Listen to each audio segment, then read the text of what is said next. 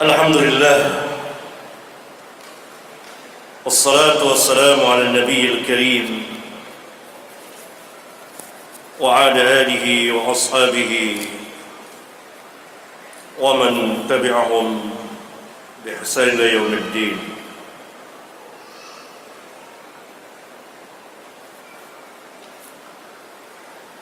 Ikhwan dan akhwat yang saya muliakan, ada beberapa pertanyaan, bahkan banyak sekali, tapi tentu tidak mungkin semuanya saya jawab. Pertama, saya tidak bisa menjawabnya. Yang kedua, tidak tepat waktunya. Yang ketiga, memerlukan waktu yang cukup panjang. Oleh karena itu saya akan jawab yang saya mampu, dan barangkali tidak memakan waktu yang banyak dan berkaitan langsung dengan permasalahan yang sedang kita bahas.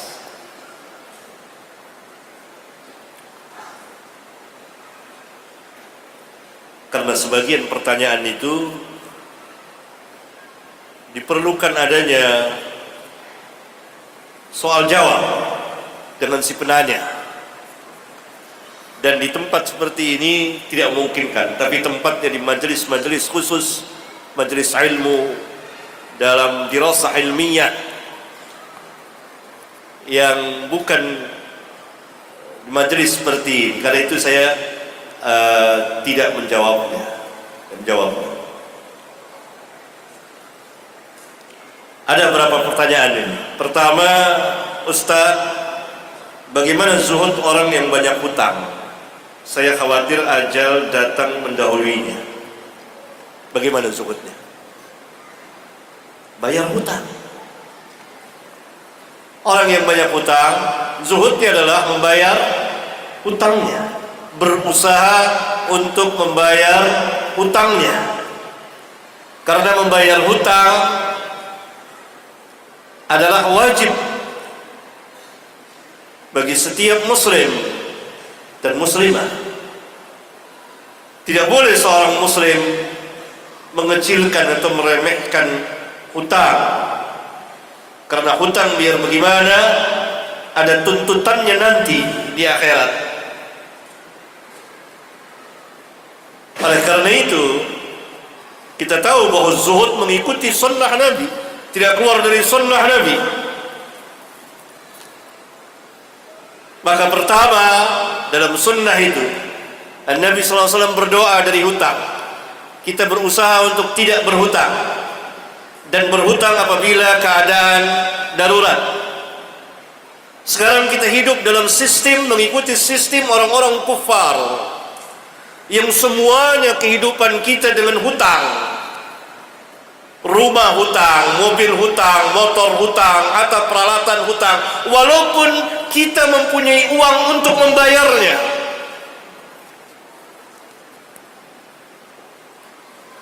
Padahal apabila kita punya uang untuk membayarnya, bisa membeli kontan, maka kita beli dengan uang kita. Tapi kita telah terbenam di dalam kehidupan dan cara orang-orang kufar yang melibatkan semua dengan hutang. Karena itu pertama, berusaha untuk tidak berhutang kecuali dalam keadaan darurat yang dibenarkan oleh agama. Karena sebagian hutang piutang itu,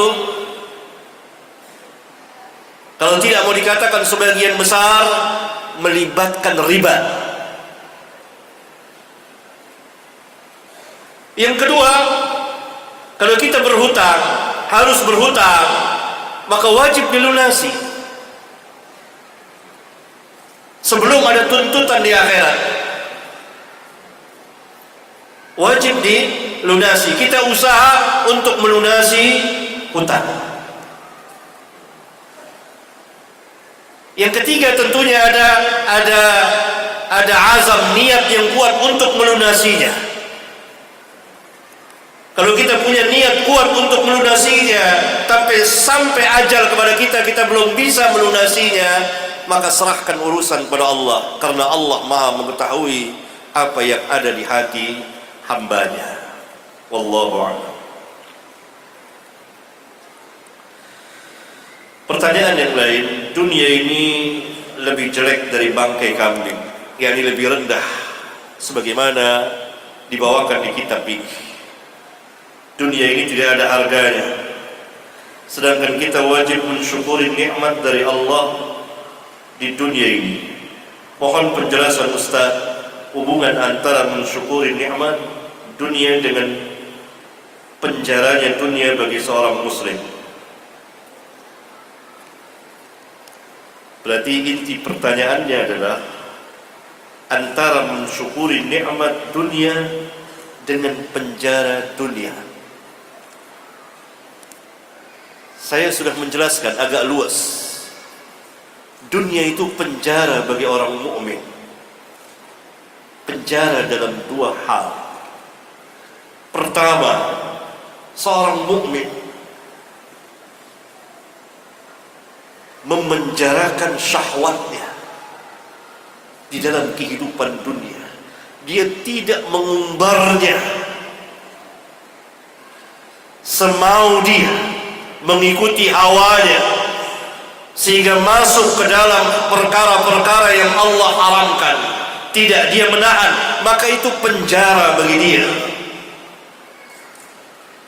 Penjara bagi dia.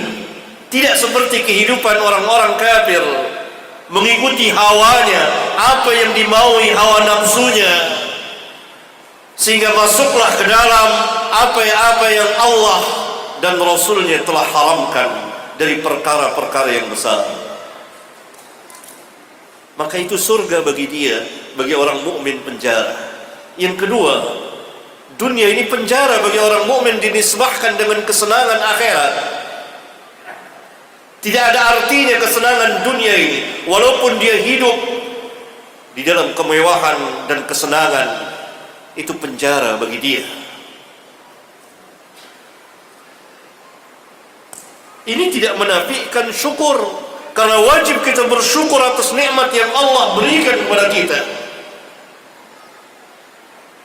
Nikmat umur, nikmat kesehatan, nikmat harta, nikmat anak, nikmat istri, dan lain sebagainya.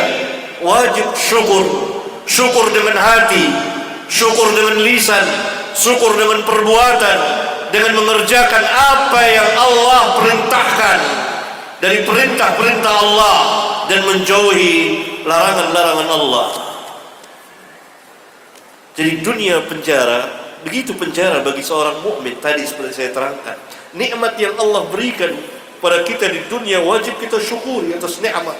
Apalagi nikmat hidayah, taufik. Allah telah memberikan hidayah yang besar kepada kita sehingga kita dapat memeluk agama Allah Subhanahu wa ta'ala. Dan syukur wajib atas nikmat Allah. Alangkah banyaknya nikmat Allah kepada kita itu.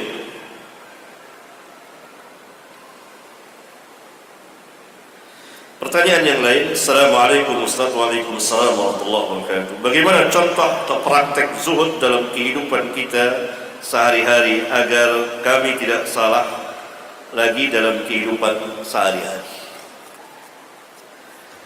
Pertama, kita hidup sebagai hamba Allah yang menghambakan diri pada Allah.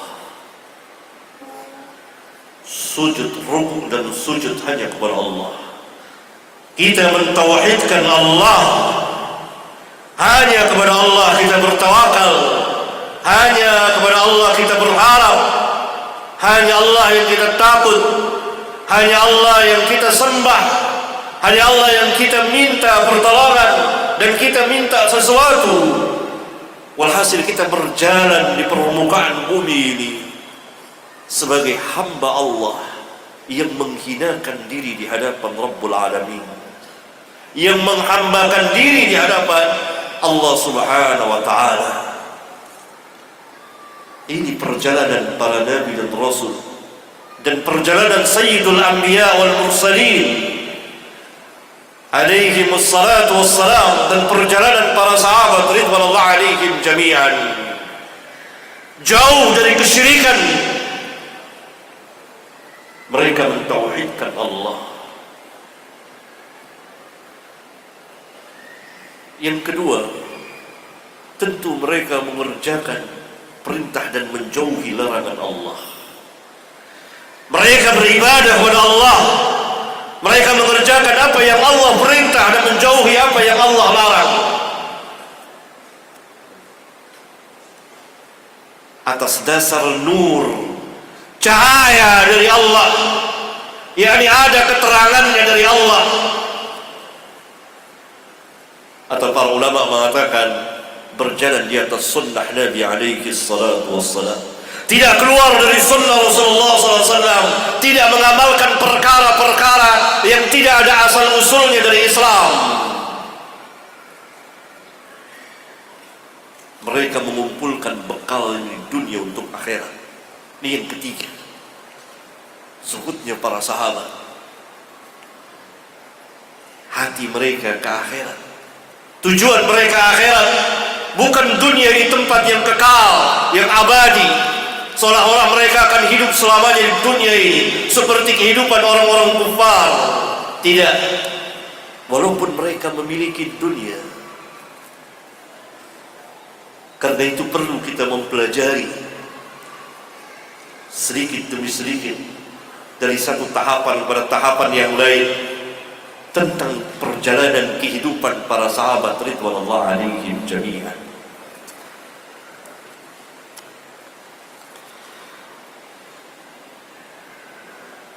Pertanyaan yang lain, bagaimana seseorang bisa lepas dari kecintaan terhadap dunia sedangkan dunia berada di tangannya? Apa dilarang cinta dunia? Karena dunia itu banyak, harta itu dunia.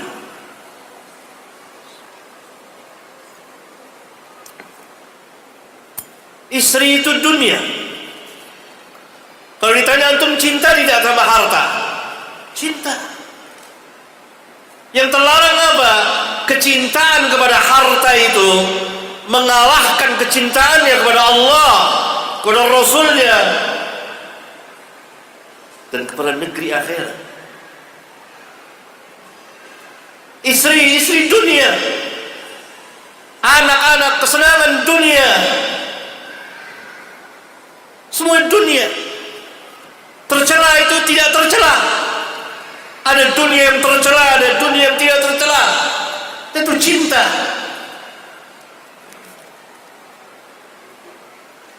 Tapi itu tidak mengalahkan kecintaan kita kepada akhirat. Ini intinya. Kita cinta sama sebagian dunia yang terpuji, yang dibolehkan secara agama. Apa boleh kita membuang-buang harta seperti itu? Tidak boleh, haram. Bahkan mubazir saya tidak boleh. Boleh kita buang-buang harta dan kita sia-siakan hak istri, hak anak, haram, dosa. Padahal itu bagian dari dunia, bagian dari kehidupan dunia kita.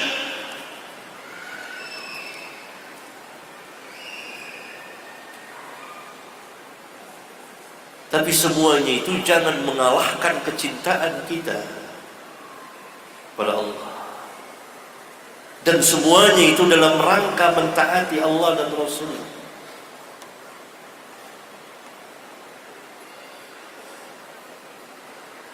Dan ini dalam rangka membantu mentaati Allah dan Rasulnya. Jangan sampai semua itu, harta, keluarga, memalingkan kita dari kehidupan akhirat, menjauhkan kita dari kehidupan akhirat. Itu kita tertipu dalam kehidupan dunia.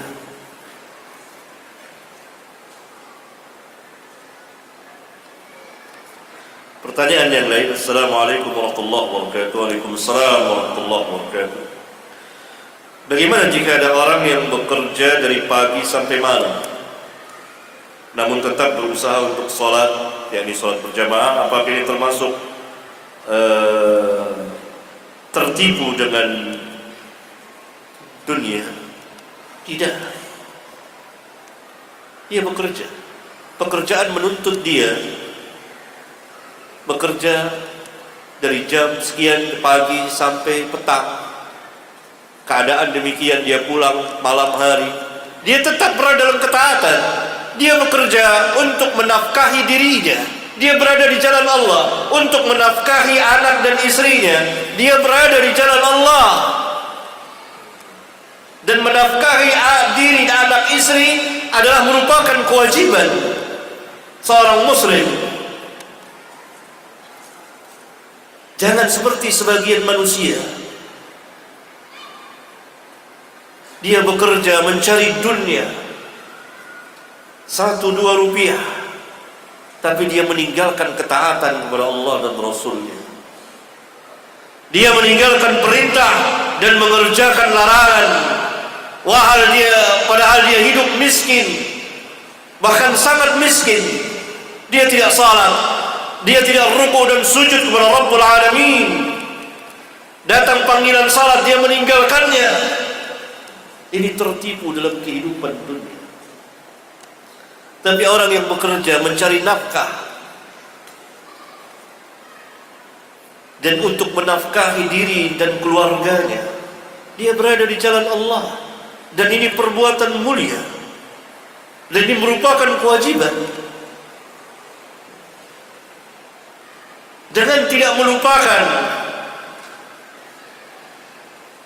mentaati Allah dan Rasulnya.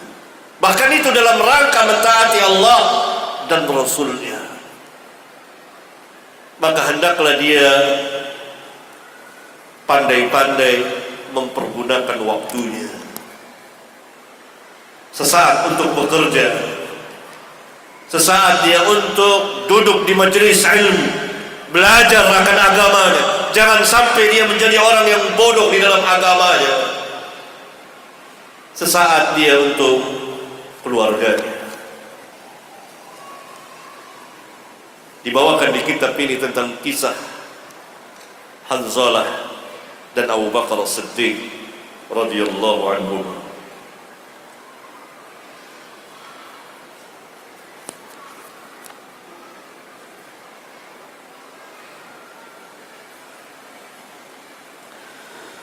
Assalamualaikum warahmatullahi wabarakatuh. Pertanyaan dari seseorang yang sebagai seorang awam dan baru mengenal Islam, mohon nasihat. Tentu pertama belajar ilmu, mengetahui tentang Islam untuk beramal. Karena ilmu buahnya adalah amal. Dia belajar ilmu tentang Islam, ambil dari sumbernya langsung, duduk di majelis ahli ilmu agar dia mengetahui tentang Islam. Karena salah satu kekuatan besar Islam, bahkan yang pertama adalah al-ilmu. Tahu tentang Islam, ambil dari sumbernya. Jangan mengikuti kebiasaan orang. Ambil apa kata Allah dan Rasulnya. Ambil dari Alkitab dan Sunnah yang diterangkan oleh para ulama. Belajar ilmu kemudian beramal, agar dia mengenal Islam lebih jauh, lebih dalam lagi. Karena kita tahu bahwa salah satu kelemahan umat Islam saat ini adalah kebodohan. Tidak tahu tentang agamanya yang besar ini.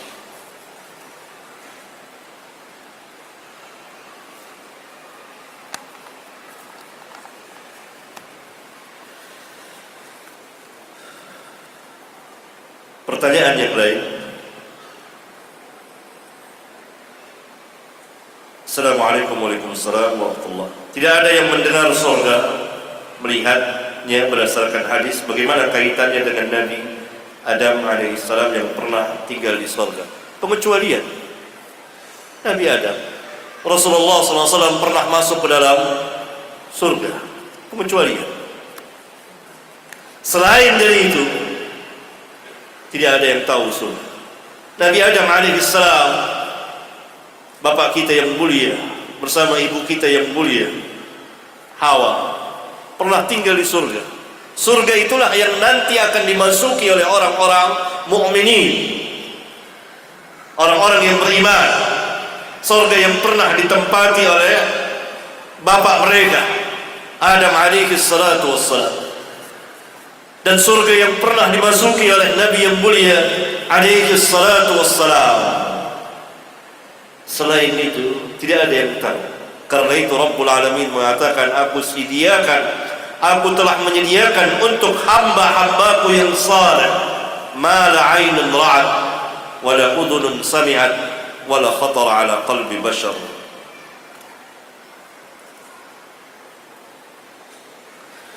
Pertanyaan yang lain. Assalamualaikum Ustaz. Waalaikumsalam warahmatullahi wabarakatuh. Terkait menjelang tahun baru Nasrani, tepat setiap tanggal 1 Januari banyak kita saksikan anak-anak pemuda muslim baik di Indonesia maupun di dunia yang ikut menyemarakkan dengan berpesta ria, bertasyabuh dengan mereka, yakni menyerupai mereka. Terlepas kaitannya apakah mereka tahu yang dilakukan menyerupai orang kafir, apakah sikap seperti ini dikategorikan orang yang kufur kepada Allah Subhanahu wa ta'ala. Setiap muslim dan muslimah, perhatikan baik-baik, tidak boleh mengucapkan selamat, ucapan hari raya bagi orang-orang non-muslim, baik itu Nasrani, Yahudi, hari raya Nasrani, hari raya Yahudi, dan lain sebagainya. Tidak boleh, diharamkan. Karena itu Nabi yang mulia sallallahu alaihi wasallam melarang seorang muslim mengucapkan salam terlebih dahulu dengan salam Islami, Assalamualaikum warahmatullahi, kepada orang non-muslim. Dilarang oleh Rasulullah SAW dalam hadis sahih yang diriwayatkan oleh Al-Imam Muslim. Dan Rabbul Alamin telah menegaskan dalam Al-Quranul Karim adanya perbedaan yang sangat mendasar antara orang-orang yang beriman dengan orang-orang kafirin. Karena itu ada surat namanya surat Al-Kafirun, Qul ya ayyuhal kafirun, dan seterusnya. Tidak boleh. Dan hujjah alasan yang lain bahwa kaum muslimin telah mempunyai dua hari raya, hari raya Fitri dan hari raya Adha. Ketika Rasulullah SAW datang ke Madinah, mereka biasa merayakan sebuah hari raya, yakni hari raya pergantian tahun setiap tahun. Dari sini kita tahu berdasarkan keterangan para ulama bahwa selamat tahun baru itu adalah usianya sudah tua sekali. Dari orang-orang penyembah berhala pada zaman dahulu biasa merayakan pergantian tahun, dan itu juga dilakukan oleh sebagian penduduk Madinah ketika Nabi SAW datang. Hari apa ini? Diterangkan oleh mereka. Maka Nabi yang mulia SAW kemudian mengganti dengan dua hari raya Islam, hari raya Fitri dan hari raya Adha. Ini hadis yang dikeluarkan, hadis sahih dikeluarkan oleh Al-Imam Abu Dawud. Para ulama menjelaskan bahwa di antara hari raya yang mereka rayakan adalah hari raya pergantian tahun setiap tahunnya, atau yang kita kenal sekarang ini tahun baru. Ternyata tahulah kita bahwa istilah tahun baru ini usianya sudah tua sekali, ribuan tahun sebelum itu, oleh orang-orang penyembah matahari dan lain sebagainya. Apa kita mau mengikuti? Dan Nabi yang mulia telah menggantinya ketika itu. Ini yang saya katakan di majelis ini sebelum ini, bahwa kaum muslimin harus pandai, harus mengerti agamanya. Bermuamalah, hubungan antar manusia dengan muslim dan orang di luar Islam, non muslim, boleh selama tidak mengorbankan agamanya, jual beli, bekerja dan lain sebagainya. Tapi dalam urusan din yang ada larangannya dalam agama, hatta itu dalam urusan muamalah tidak boleh. Misalnya muslim mengucapkan selamat hari raya Natal, selamat tahun baru, selamat hari raya lain agama, haram hukumnya, tidak boleh. Tapi para ulama tidak ada yang langsung mengatakan kufur, keluar dari Islam. Tidak, harus tafsil, diperinci dalam rangka apa mereka mengucapkan itu. Kebanyakan pertama karena kejahilannya, kebodohannya. Ini diberi udzur, perlu diajarkan, perlu mereka duduk belajar, karena mereka tidak tahu. Atau mereka mengucapkan itu karena ada syubhat. Sebagian kaum muslimin yang dianggap tokoh mengucapkan membolehkannya, yang dari fatwanya, maka tersesatlah dia, kemudian tersesatlah manusia yang lainnya.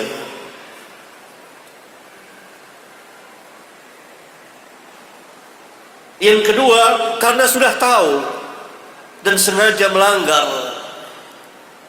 Tujuannya apa? Karena mengikuti kebiasaan, menghargai, saling mengucapkan, ini haram.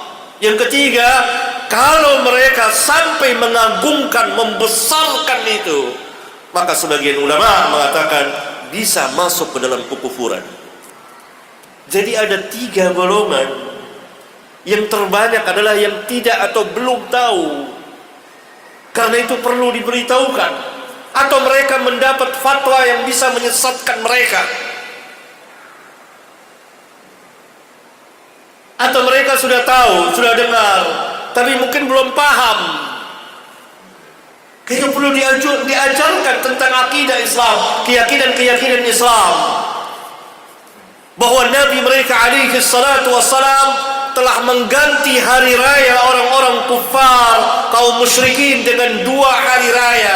Kita punya 2 hari raya Fitri dan hari raya Adha, yang kemudian bersama hari-hari tasyrik, ayyamut tasyrik. Ini hari raya kaum muslimin, dan Nabi SAW langsung menggantinya. Ternyata istilah tahun baru itu, pergantian tahun, usianya sudah tua sekali, ribuan tahun, oleh penyembah matahari, kaum musyrikin yang merayakannya setiap tahun, dan mereka sujud kepada matahari. Ini kemudian Nabi SAW menggantinya ketika sampai di Madinah. Ganti, ada 2 hari raya. Karena itu kaum muslimin tidak boleh merayakan hari raya tahun baru ini, tidak boleh. Hatta tahun baru Islam tidak ada. Peringatan tahun baru Islam itu tidak ada di dalam Islam, karena para sahabat ridwanullah alaihim jami'an tidak pernah memperingati tahun baru Islam.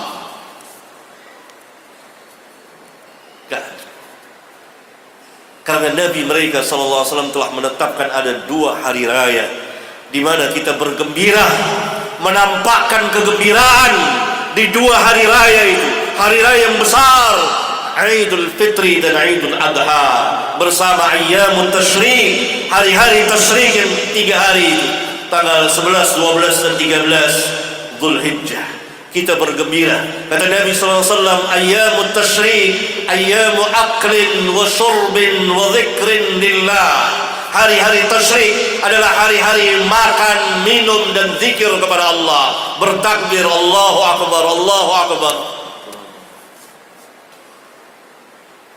Kejahilan kaum muslimin bahkan sangat menyedihkan kita, sangat menyedihkan kita, mengenaskan kita. Sebagian kaum muslimin yang bekerja di kantor, di rumah makan dan sebagainya, mungkin mereka diperintah oleh bosnya untuk memakai tanda topi yang sekarang kita lihat. Topi apa namanya? Topi apa namanya? Sinterklas. Tidak boleh, haram. Tidak boleh. Ini yang saya katakan tadi, kelemahan. Mereka dipaksa mungkin, atau diperintah, atau ada sesuatu yang mengancam kalau tidak nanti gajinya dipotong dan lain sebagainya, atau mereka lemah imannya dan menganggap ini tidak apa-apa. Nah, ini semuanya membuat kita melek melihat keadaan kita lemah dalam ilmu ini, dalam Islam ini, karena keasingan Islam dan kita tidak tahu tentang Islam itu sendiri.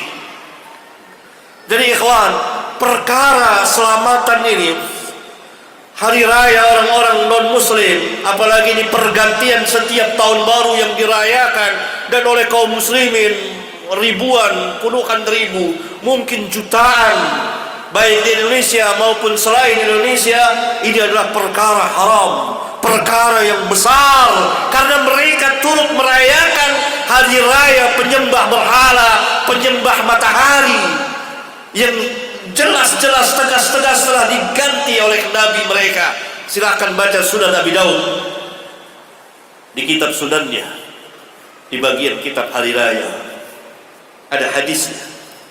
Bahkan saya telah menulisnya di sebagian kitab saya, di antara kitab Al-Masail, mungkin jilid 11 saya lihat, dan saya syarahkan, jelaskan bahwa asal hari raya ini dari orang-orang musyrikin, dari penyembah berhala. Ternyata usianya sudah tua sekali. Pergantian tahun itu, selamat tahun baru, Happy New Year, ini sangat memalukan, sangat nista, sangat hina. Bagaimana kita merayakan perayaan penyembah berhala, penyembah matahari? Allahu Akbar. Hendaklah antum memberitahukan kepada sanak keluarga tentunya. Kalau mau hujahnya lebih jelas, silahkan baca keterangan di kitab-kitab hadis dari para ulama.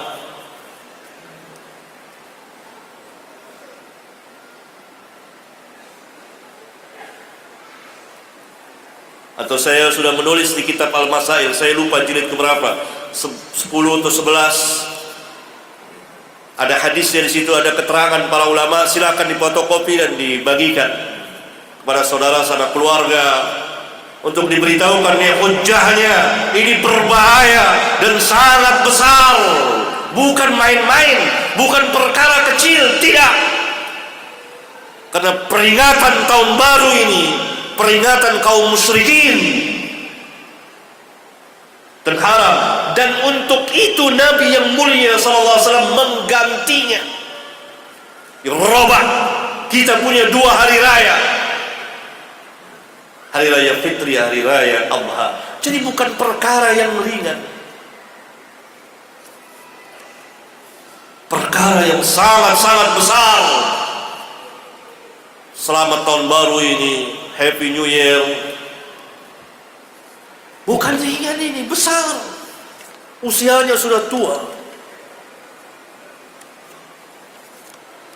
Karena itu diberitahukan kaum muslimin, diberitahukan.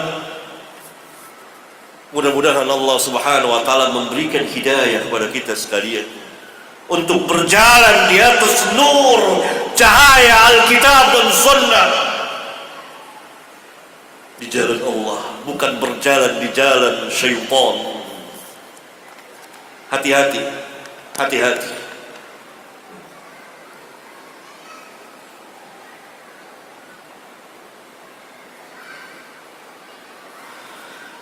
Bagaimana cara atau langkah yang paling mudah dilakukan kita sebagai pemuda muslim di negeri yang mayoritas muslim untuk bisa melakukan zuhud?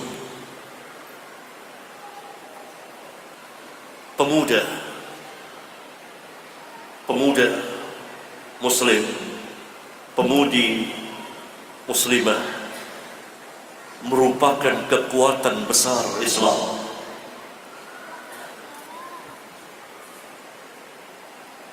Karena itu Sayyidul Anbiya wal Mursalin, penghulunya para nabi dan rasul, Nabi kita yang mulia Muhammad sallallahu alaihi wasallam, dikelilingi oleh pemuda. Malik bin Huwairits radhiyallahu taala anhu datang dari Yaman bersama 20 orang pemuda sebaya, duduk di majelis Rasulullah sallallahu alaihi wasallam, belajar bersama berapa orang pemuda selama kurang lebih 20 malam, 20 hari belajar. Mereka syabab, pemuda. Mereka yang meriwayatkan hadis Nabi yang mulia sallallahu alaihi wasallam. Malik bin Huwairits ini yang meriwayatkan sabda Nabi sallallahu alaihi wasallam yang sangat terkenal, "Sallu kama ra'aitumuni usalli." Salatlah kamu seperti kamu melihat aku salat. Seperti kamu melihat salatku. Hadis sahih dikeluarkan oleh Imam Al-Bukhari. Pemuda dan pemuda lain. Bahkan sebelum Rasulullah SAW, Nabi Musa, Nabi yang mulia alaihi salatu wassalam, didampingi oleh pemuda Yusha bin Nun. Dan kita dengar kisah Ashabul Kahfi, orang-orang yang kuat akidahnya, mempertahankan tauhidnya. Pemuda merupakan kekuatan besar Islam. Tapi pemuda yang berjalan dalam kehidupan dunia yang fana, yang rusak dan terlaknat ini, dengan menghambakan diri di hadapan Allah. Pemuda yang Nabi SAW sabdakan kepadanya seperti Abdullah bin Umar, "Kun fid dunya ka'annaka gharibun aw 'abirus sabil." Bukan pemuda-pemuda seperti sebagian dari kaum muslimin dan pemudi-pemudinya, sebagian pemudinya yang menghabiskan masa mudanya untuk berpoya-poya di dalam kemaksiatan kepada Allah. Syiar mereka, wahyu dari iblis. Mumpung masih muda, habiskan waktu, nanti tobat kalau sudah tua. Akhirnya mereka pada mati di masa muda. Ada yang mati karena kebanyakan narkoba, ada yang macam-macam. Tidak ada yang salat, kencing di jalanan, terbuka auratnya, berboya-boya, sia-sia. Padahal Nabi yang mulia SAW telah menjanjikan tentang pemuda itu. Ada 7 golongan yang dinaungi oleh Allah. Salah satunya adalah wasyabun nasha'a fi ibadatillah ta'ala. Pemuda yang tumbuh dalam masa mudanya dalam beribadah kepada Allah. Ini pemuda yang zahid. Bukan pemuda yang menyia-nyiakan waktunya dalam rangka mentaati syaitan, tapi pemuda yang memanfaatkan waktu mudanya dalam mentaati Allah dan Rasulnya. Dia mentauhidkan Allah, dia mengerjakan perintah Allah, menjauhi larangan Allah, yakni wasabun nasha'a fi ibadatillah ta'ala, pemuda yang tumbuh dalam masa mudanya dalam beribadah kepada Allah. Ini pemuda, ini kekuatan besar Islam. Karena itu para sahabat pun dikelilingi oleh pemuda tabi'in, dan tabi'in dikelilingi oleh pemuda tabi'ut tabi'in. Mereka menimba ilmu, belajar. Luar biasa pemuda itu. Itulah masa depan Islam. Oleh karena itu kaum salaf, ikhwan perhatikan ini, kaum salaf itu sangat bersemangat mendidik para pemuda. Mereka mengkhususkan mendidik para pemuda itu, karena para pemuda ini masa depan Islam. Oleh karena itu sebagian dari mereka kaum salaf mengatakan bahwa salah satu nikmat terbesar bagi pemuda adalah dia berteman, bersahabat dengan ahli ilmu. Itu nikmat yang luar biasa. Karena itu sering saya katakan di majelis-majelis ilmu, pemuda itu dilihat di mana dia duduk dan kepada siapa dia duduk.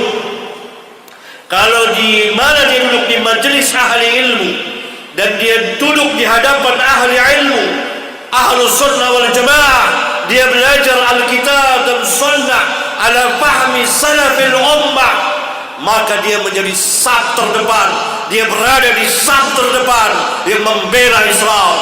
Tapi kalau dia duduk bersama ahli maksiat, orang-orang yang durhaka, tempat-tempat maksiat, di hadapan orang-orang yang durhaka, pembuat maksiat dan ahli bid'ah, maka dia saf terdepan yang membela kedurhakaan kepada Allah, saf terdepan yang membela kemaksiatan, saf terdepan yang membela bid'ah. Pemuda itu dilihat di mana dan kepada siapa dia duduk. Saya katakan ini karena saya melihat, membaca perkataan sebagian kaum salaf, sebagian dari nikmat, yakni di antara nikmat yang Allah berikan kepada pemuda ketika dia dipertemankan, bersahabat kepada ahli ilmu, kepada ahlu sunnah,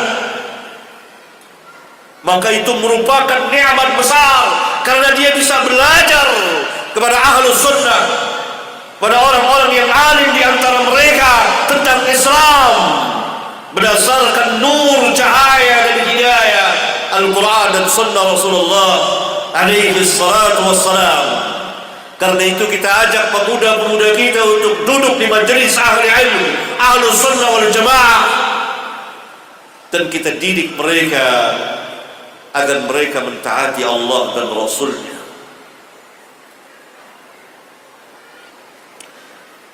Pertanyaan yang lain, afwan Ustaz, ana mau tanya, adakah hadis yang berbunyi akan ada kejadian besar 1500 tahun setelah zaman ini?